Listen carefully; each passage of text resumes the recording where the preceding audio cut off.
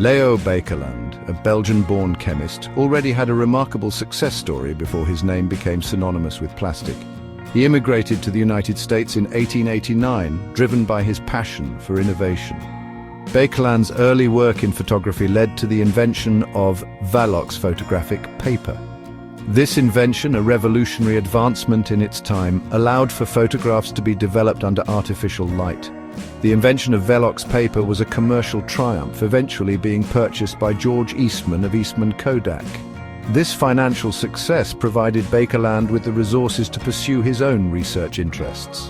Baekeland's scientific curiosity and entrepreneurial spirit were not satisfied. He sought new challenges and remained deeply interested in the potential of chemistry to solve practical problems. At the turn of the 20th century, the world was on the cusp of a new technological era.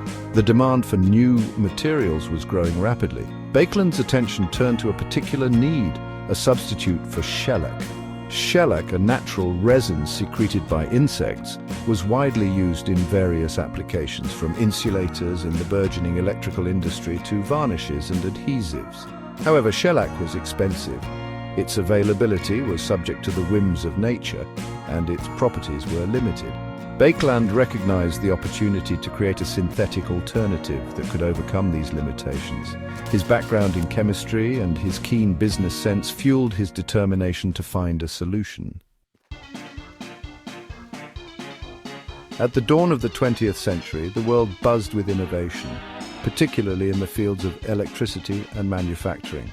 The burgeoning electrical industry relied heavily on shellac as an insulator. However, natural shellac, derived from the resin of lac-bugs, was expensive and prone to supply chain disruptions. Baekeland, recognizing the limitations of shellac, saw an opportunity to create a synthetic alternative.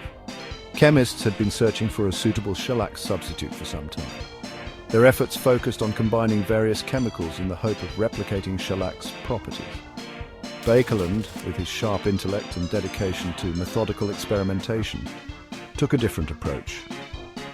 He meticulously documented each experiment, carefully adjusting variables such as temperature, pressure, and the ratios of different chemicals. Instead of trying to directly replicate shellac, Baekeland focused on understanding the underlying chemical principles. He explored reactions between phenol, a common waste product of coal tar, and formaldehyde, a readily available and inexpensive chemical. Baekeland's goal was not simply to find a substitute for shellac, but to create a new material with superior properties. Little did he know that his meticulous approach would lead to a revolutionary discovery that would change the world forever. Section 3, a Eureka moment in the lab. Section 4, Bakelite ushering in the age of plastics.